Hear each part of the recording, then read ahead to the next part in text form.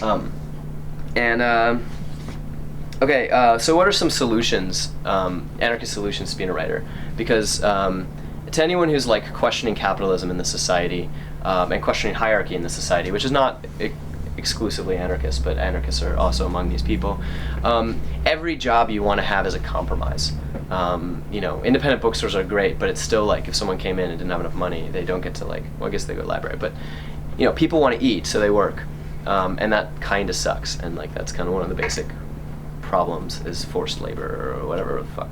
I don't know. Okay, so whatever you do, you work within capitalism, you're feeding capitalism. If you don't like the capitalist system, you're still empowering it. These authors that I interview who are mainstream authors, I asked them, I was like, do you ever have problems getting your stuff published because it's so radical? And they're like, no, not at all, because I make a ton of money for the capitalists who sell my books. And not like the stores are inherently capitalist necessarily, as much as the people who are literally siphoning money off of the workers. The publishing industry at large, as a monolith, is essentially capitalist, and these people are making money for it. And it's a compromise. We all make compromises. And so we have to come up with ways around how do we navigate that? How do we navigate compromises in our life? And the one I want to talk about, the question I want to talk about is identity, because there's a problem with fame is another problem with hierarchy, right? You don't want to be like, hey, I'm better than everyone because I wrote all these books you like. I talked to Alan Moore on the phone, who wrote The Watchmen, V for Vendetta, League of Extraordinary Gentlemen from Hell, all these fucking amazing graphic novels, totally in love with. And he is hell of famous, right? And I'm trying to be all oh hi, I like your books, and I'm shuffling my feet, and he can't tell because I'm on the other end of the phone.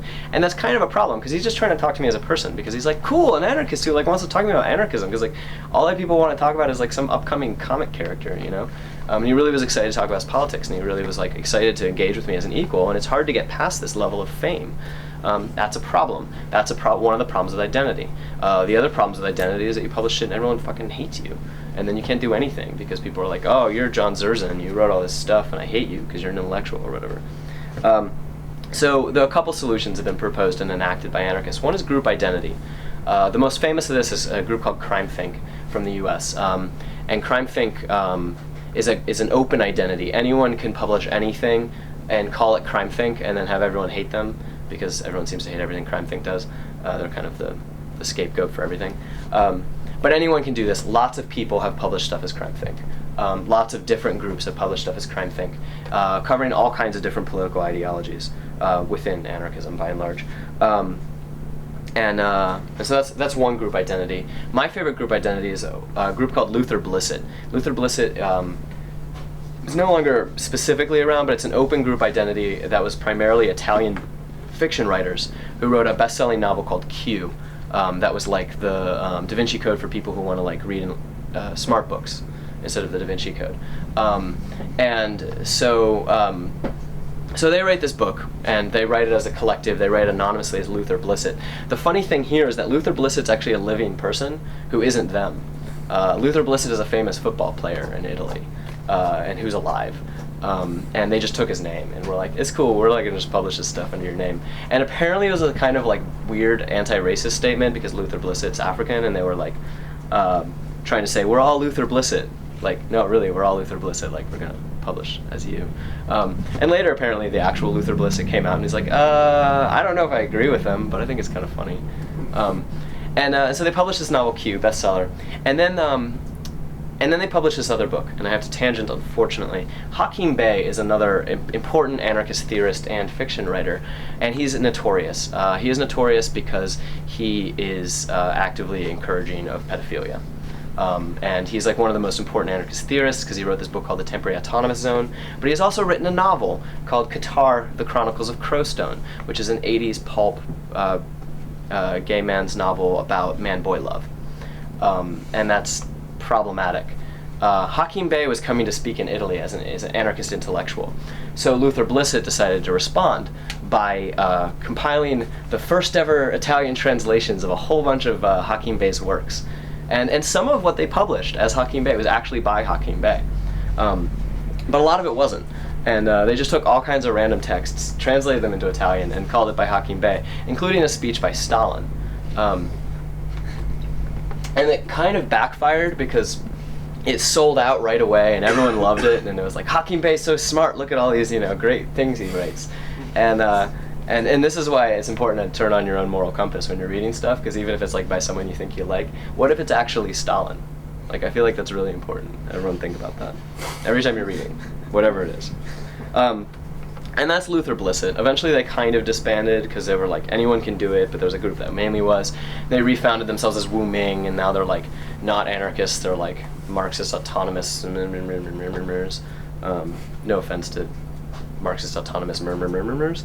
Okay, then there's anonymity. Anonymity is a really big one. Anonymity, the most famous anonymous anarchist fiction writer is named B. Traven.